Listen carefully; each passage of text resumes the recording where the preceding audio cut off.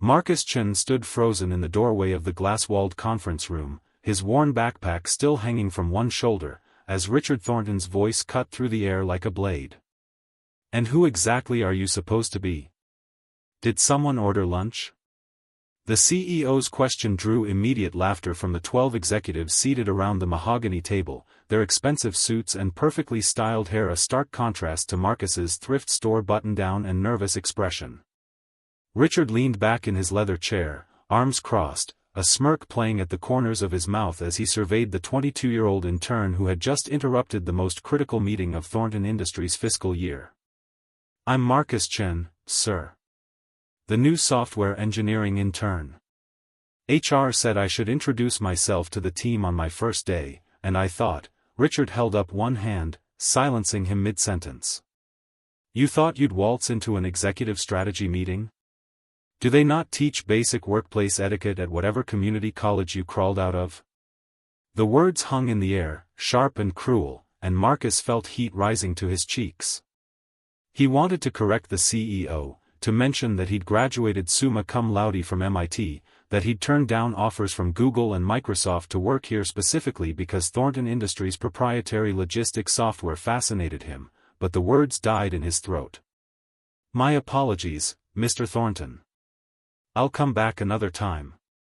As Marcus turned to leave, Richard called out one more jab. "And next time, try dressing like you actually want to work here, not like you're attending a garage sale." The door clicked shut behind him, sealing away the renewed laughter from the conference room, and Marcus stood in the corridor, hands trembling slightly as he adjusted his backpack and made his way toward the intern bullpen on the 4th floor. What Marcus didn't know, what none of them knew in that moment, was that in exactly 17 days, he would be standing in that same conference room, no longer trembling, no longer apologetic, with a solution that would save Richard Thornton's rapidly crumbling $50 million empire from complete annihilation. But that was 17 days away, and right now, Marcus just wanted to find his desk and disappear. The 4th floor of Thornton Industries was a world away from the executive suites above, where the executives enjoyed floor-to-ceiling windows and imported Italian espresso machines. The interns worked in a maze of gray cubicles under flickering fluorescent lights, sustained by a temperamental coffee maker that produced something vaguely resembling motor oil. Marcus found his assigned workspace wedged between a filing cabinet and a woman who introduced herself as Janet, a graphic design intern who immediately offered him half of her protein bar and a sympathetic smile. "Let me guess," she said, not looking up from her monitor. "You met Richard?" Marcus slumped into his chair, which squeaked protestingly. "Is he always like that?" Janet laughed without humor. "That was Richard on a good day. Last month, he made an intern cry because she brought him the wrong type of sparkling water. Welcome to Thornton Industries, where the pay is decent and the psychological damage is free."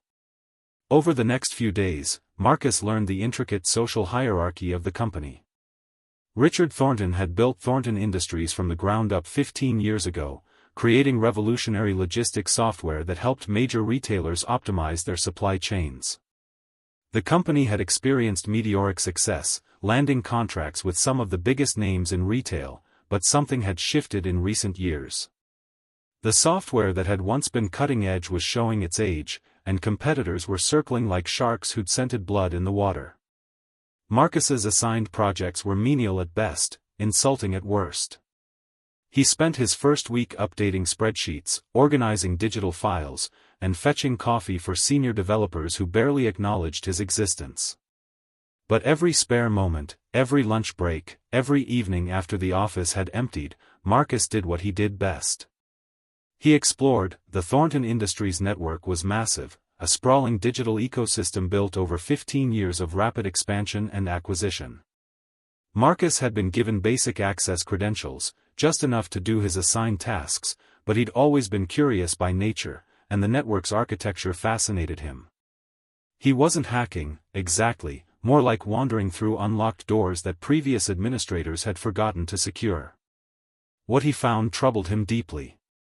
The core logistics software, the crown jewel of Thornton Industries, was built on a foundation that made his programmer's instincts scream.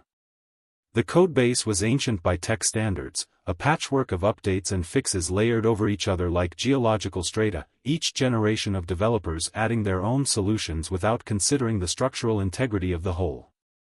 It was the software equivalent of a house where every generation had added another room without checking if the foundation could support the weight. But that wasn't the worst part. The worst part was what Marcus discovered on his 8th day, while eating leftover Chinese food at his desk at 9:30 p.m., long after everyone else had gone home. He'd been tracing a particularly odd subroutine in the payment processing module when he found it, a critical vulnerability in the encryption protocol that protected customer financial data. Marcus stopped chewing, his chopsticks frozen halfway to his mouth, as the implications cascaded through his mind. This wasn't a hypothetical weakness or a minor bug. This was a gaping hole in the system's security, the kind of vulnerability that malicious actors dreamed about finding. Anyone with moderate hacking skills and knowledge of where to look could potentially access the financial information of every single client in Thornton Industries' database. That meant credit card numbers, bank accounts, and transaction histories for hundreds of major retailers and thousands of their customers. The potential exposure ran into the millions of individual records. Marcus spent the rest of the night documenting everything he'd found, creating detailed reports complete with code samples, potential attack vectors, and worst-case scenarios. By the time dawn light began filtering through the office windows, he had a 30-page document that outlined not just the problem, but 3 different potential solutions, each with its own timeline and resource requirements. The question now was what to do with it. The logical chain of command would be to report it to his direct supervisor, a mid-level developer named Tom Patterson who had the enthusiasm of a DMV employee on their least favorite day. But something this critical, something that could literally destroy the company if exploited, probably needed to go higher. Marcus thought about that conference room, about Richard Thornton's dismissive sneer and casual cruelty, and part of him wondered if he should just keep his head down and let the problem be someone else's concern. But that wasn't who Marcus was. His parents had immigrated from Taiwan with nothing, had worked brutal hours in restaurants and laundromats to give him opportunities they'd never had instilled in him a bone-deep sense of responsibility and integrity that he couldn't shake even when it would be easier to do so. He decided to report it to Tom first, following proper protocol, and trust that the system would escalate it appropriately. That decision would prove to be a mistake. Tom Patterson listened to Marcus's presentation with the glazed expression of someone mentally planning their lunch order. When Marcus finished, having laid out the severity of the vulnerability in terms he thought were impossible to misunderstand, Tom leaned back in his chair and shrugged. "Look, kid, I appreciate the initiative, but the core system has been running for over a decade. If there was a real problem, someone would have found it by now." Marcus blinked. "But I did find it. And I can show you exactly where." Tom held up his hand in a gesture that Marcus was beginning to recognize as the Thornton Industries' signature move for dismissing unwelcome input. "Our security team runs regular audits. This sounds like you're overthinking things, which, no offense, is something interns tend to do. You're seeing problems where there aren't any because you want to make an impression." The words felt like a door slamming shut. Marcus tried again, pulling up specific code sections, demonstrating exactly how an attacker could exploit the vulnerability, but Tom's attention had already drifted back to his own monitor. "Tell you what," Tom said, clearly trying to end the conversation. "Send me your report, and I'll pass it along to the security team. They'll take a look when they have time. In the meanwhile, can you finish organizing those legacy client files I sent you? We need them sorted by fiscal quarter." Marcus returned to his cubicle feeling like he'd swallowed stones. He sent the report to Tom, copied it to his personal backup drive, and tried to focus on the mind-numbing task of file organization. But he couldn't shake the gnawing anxiety that something terrible was going to happen. The days crawled by. Marcus heard nothing about his report. When he tried to follow up with Tom, he was told the security team was busy with other priorities. Janet noticed his distraction and finally pried the story out of him over terrible office coffee. "You did the right thing reporting it," she said. "But this is Thornton Industries. Nothing moves fast here unless Richard himself decides it's important, and Richard doesn't listen to anyone below director level. Honestly, he barely listens to the directors. Marcus stared into his coffee cup, watching grounds swirl at the bottom. What if something happens? What if someone exploits this vulnerability and the company gets sued or clients lose data? I'll know I could have prevented it. Janet's expression softened. Marcus, you're an intern. You found something, you reported it through proper channels. That's all you can do. The rest is on them. But Marcus couldn't let it go. That night, unable to sleep, he made a decision that would either save his career or end it before it truly began. He was going to try to reach Richard Thornton directly. Getting access to the CEO was nearly impossible for someone at Marcus's level. Richard's calendar was guarded by a formidable executive assistant named Barbara, who treated appointment requests from junior employees the way a medieval castle might treat attacking peasants. But Marcus had spent enough time exploring the company's digital infrastructure to know that Richard had a particular routine. Every morning at 6:15 a.m., a full hour before most employees arrived, Richard came into the office to work out in the executive gym on the top floor. For 45 minutes, he had no meetings, no phone calls, no distractions. Marcus set his alarm for 5:30 a.m. The office at 6:15 in the morning was eerily quiet, just a few cleaners finishing their overnight shift and one or two workaholics already at their desks. Marcus took the elevator to the top floor, his heart hammering against his ribs, his printed report clutched in sweating hands. The executive gym was behind frosted glass doors marked "Executive Staff Only." Marcus had never been past this point, but he pushed through anyway, driven by a conviction that outweighed his fear. Richard Thornton was on a treadmill, running at a pace that seemed aggressive even for someone who clearly took fitness seriously. He was wearing expensive athletic gear and wireless earbuds, and he didn't notice Marcus until he was standing directly in his line of sight. When Richard did see him, his expression cycled through confusion, recognition, and then irritation in rapid succession. He jabbed at the treadmill controls, slowing to a stop, and pulled out his earbuds. "Are you lost?" Richard asked, his tone suggesting that Marcus had better have an excellent reason for this intrusion. Marcus swallowed hard. "Mr. Thornton, my name is Marcus Chen. I'm a software engineering intern, and I've discovered a critical security vulnerability in our core system that puts the entire company at risk. I reported it to my supervisor 2 weeks ago, and nothing has been done. I need 3 minutes of your time." Richard's expression darkened. "You're the kid from the conference room. The one who doesn't understand how meetings work." He grabbed a towel and wiped his face. "And apparently, you also don't understand boundaries or chain of command. If you reported something to your supervisor, that's where it stays. I don't have time for interns who think they know better than the people we actually pay to handle security." Marcus felt his carefully prepared speech crumbling in his throat, but he forced himself to continue. "Sir, with all respect, I'm not trying to overstep, but this vulnerability is severe.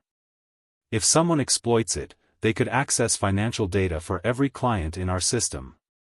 We're talking about a potential breach that could affect millions of consumer records. The liability alone could destroy the company." Richard's jaw tightened. For a moment, Marcus thought he might actually be listening, but then the CEO's expression hardened into something cold and dismissive. "Do you have any idea how many people try to get my attention every day with critical issues that turn out to be nothing? Do you know how many interns before you have thought they discovered something that our experienced engineers somehow missed?" He stepped closer, and Marcus had to fight the urge to back away. "You've been here for what, 2 weeks? And you think you found something that our security team, which includes people with decades of experience, somehow overlooked? That's not initiative, kid. That's arrogance." Marcus tried one more time.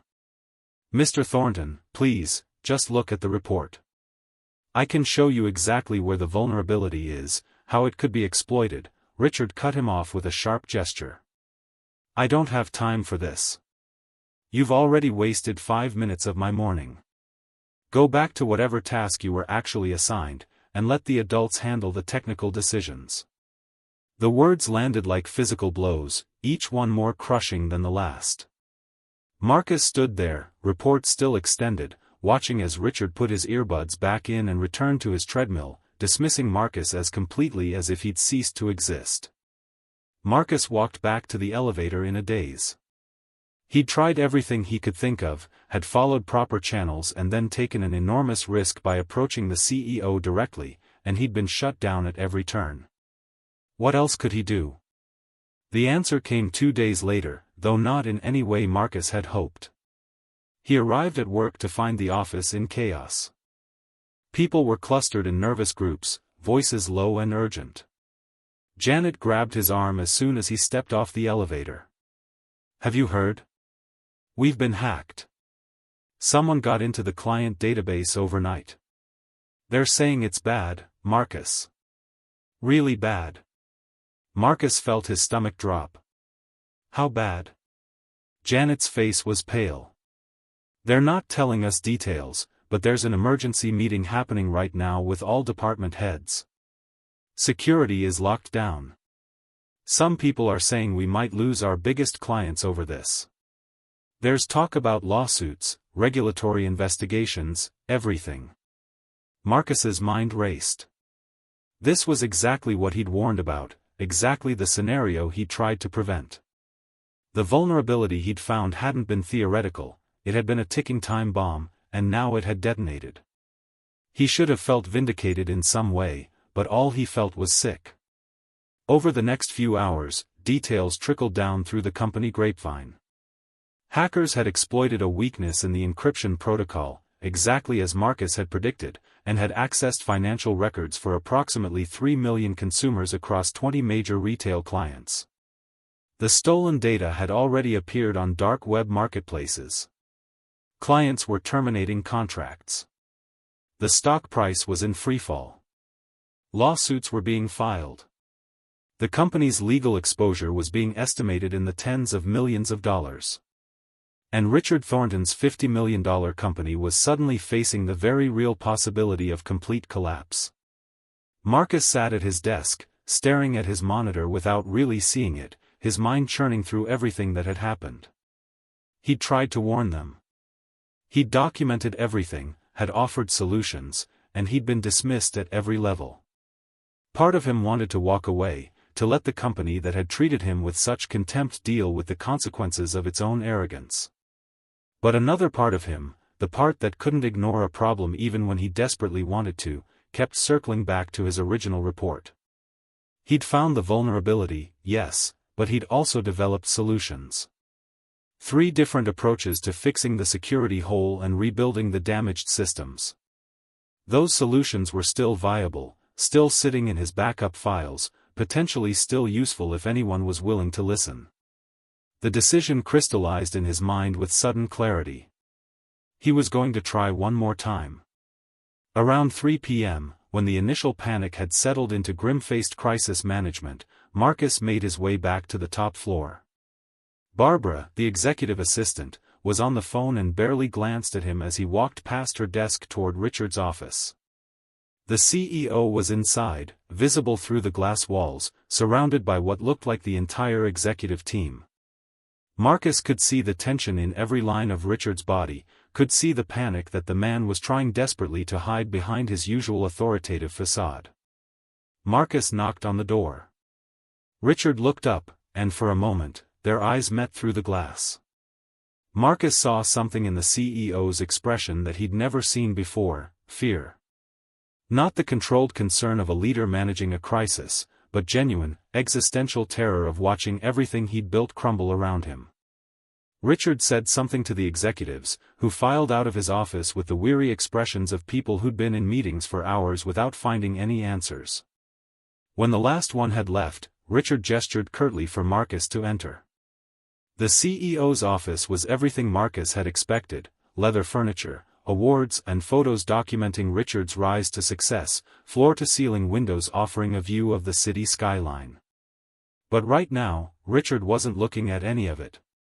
He was looking at Marcus with an expression that mixed exhaustion, anger, and something that might have been desperation.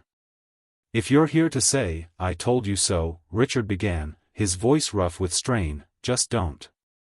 I've had enough today without adding that to it." Marcus shook his head. "That's not why I'm here."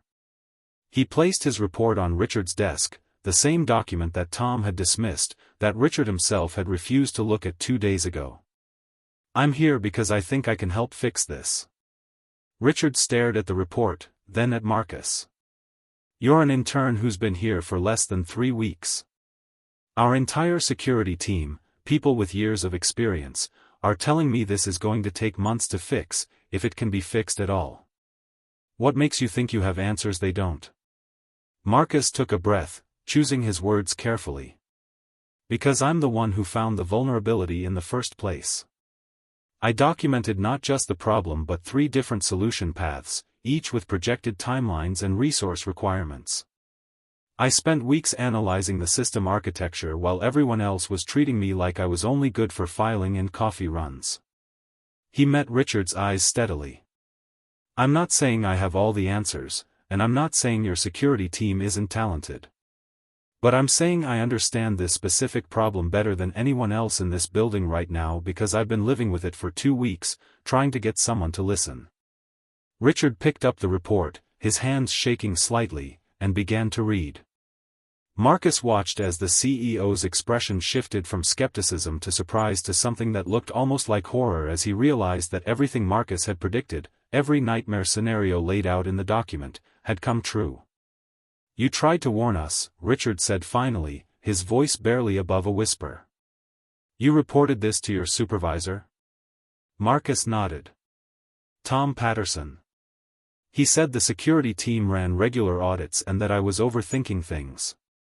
I tried to follow up multiple times, but I kept being told it wasn't a priority." Richard's face darkened with anger, though Marcus sensed it was no longer directed at him. "And you came to me directly. At the gym." The memory of that encounter hung between them, and Marcus saw something shift in Richard's expression, some recognition of his own culpability in this disaster. "I did. You told me I was arrogant and that I should let the adults handle technical decisions." The words could have been accusatory, but Marcus delivered them flatly, as simple statements of fact. Richard set down the report and pressed his palms against his desk, his head bowed. For a long moment, he said nothing, and Marcus wondered if he'd just made a career-ending mistake by being so blunt. But when Richard looked up, the hostility was gone from his face, replaced by something raw and honest. "You're right. I was an asshole. I've been an asshole to a lot of people, and it's one of the reasons we're in this mess. I've spent so long building walls to protect myself and this company that I stopped listening to anyone who tried to tell me when something was wrong." He gestured to the report.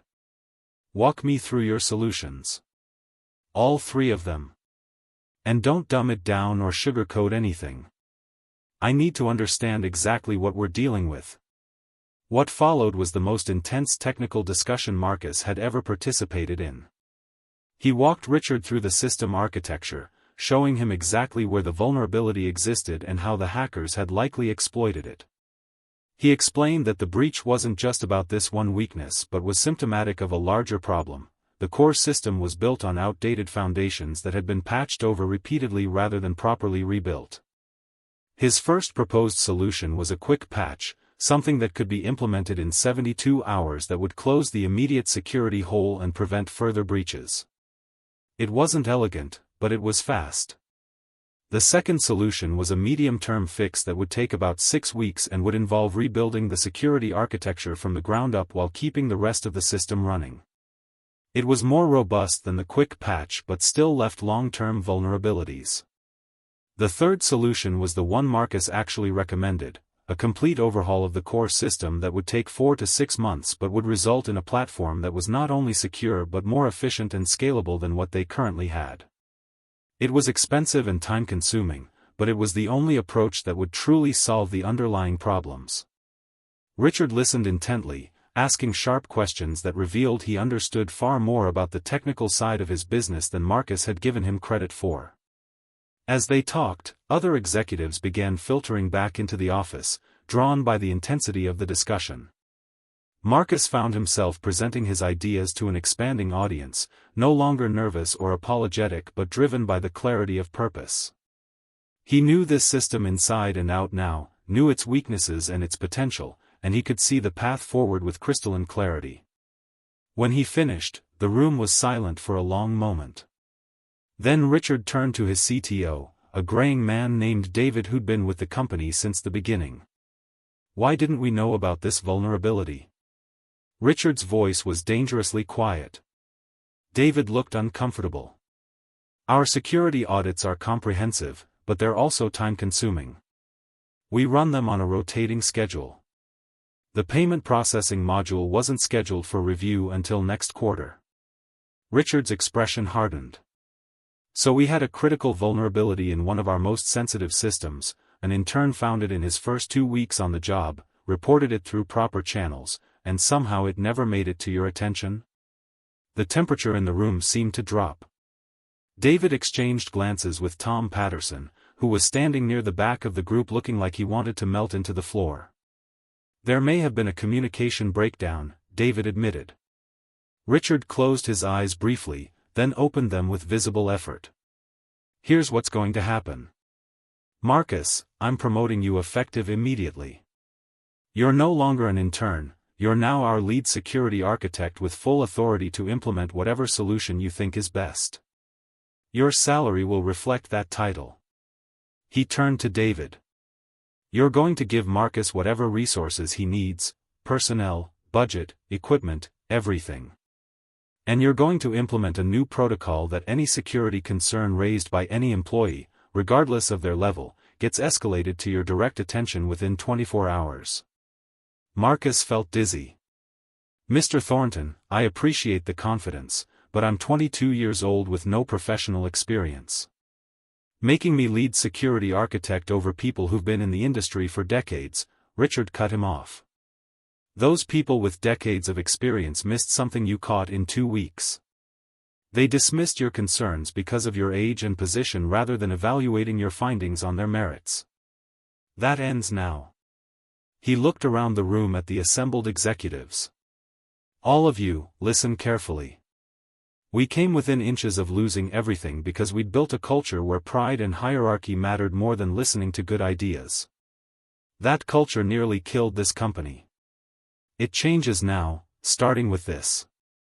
Over the next several days, Marcus found himself at the center of a whirlwind.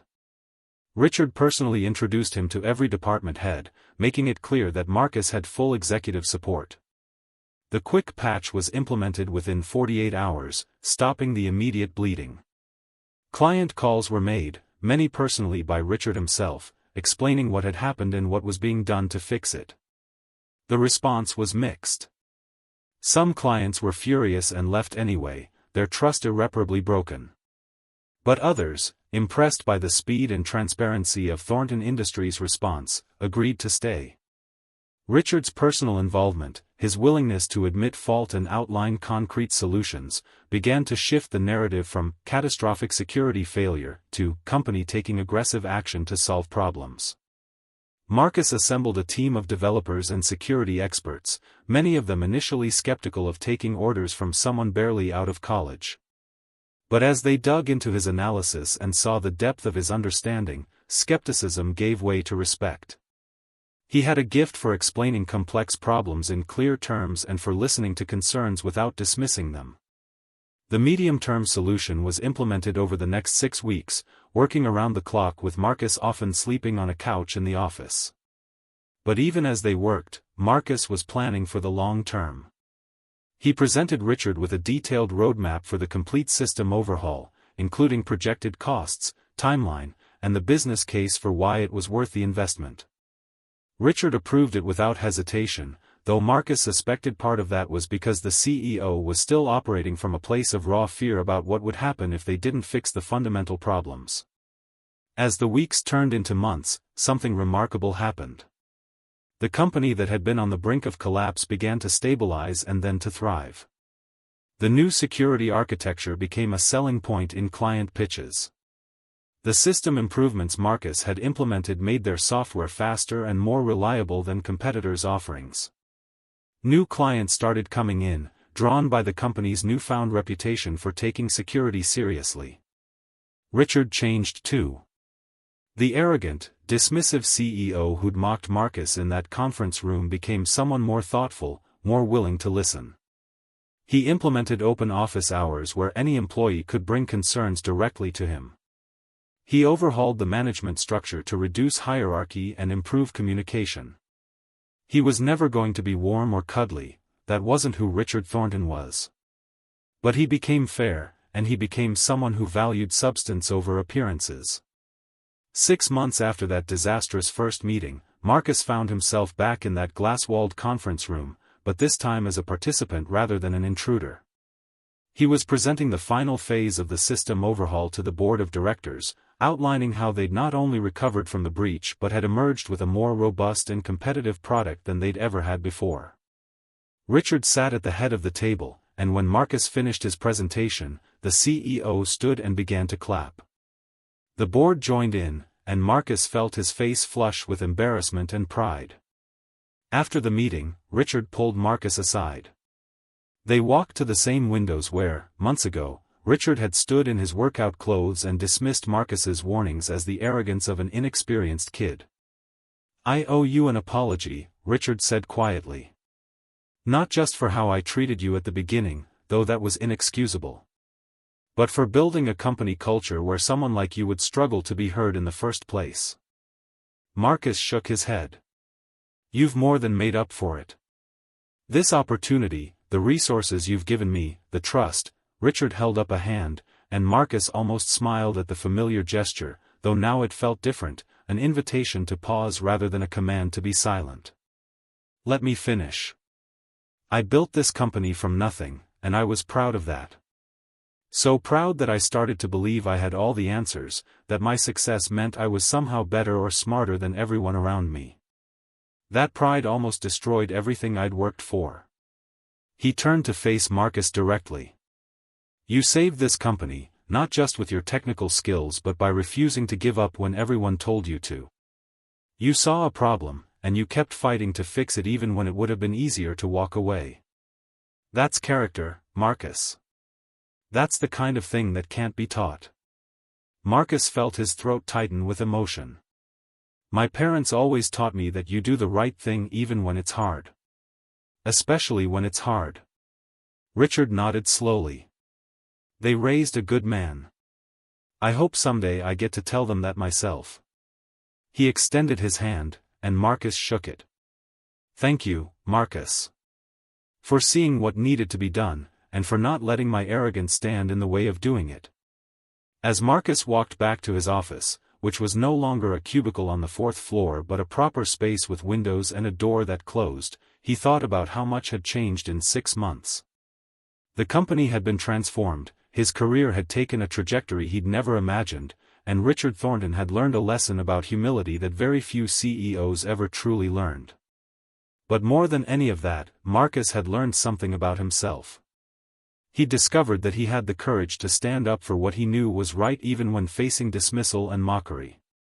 He'd learned that he could lead people far more experienced than himself by respecting their expertise while trusting his own instincts.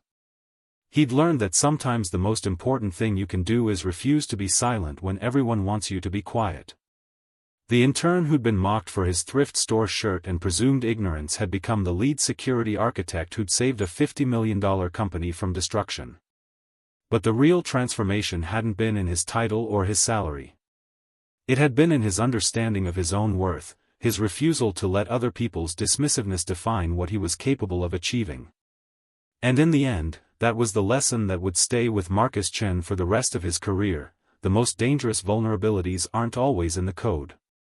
Sometimes they're in the assumptions we make about who deserves to be heard, and who deserves to be dismissed. Richard Thornton had learned that lesson the hard way, through a crisis that had nearly cost him everything he'd built. But he had learned it, and in doing so, he'd not only saved his company but had become the kind of leader who could recognize talent regardless of where it came from or what it looked like.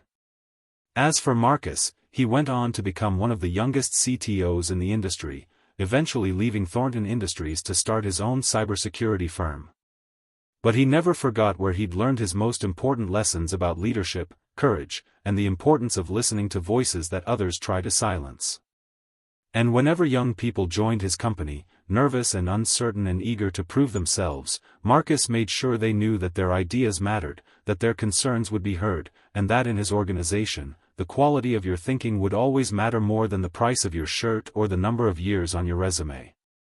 Because Marcus Chen had learned firsthand that genius doesn't always come in the package you expect, and that sometimes the person who can save your company is the one you almost overlooked completely.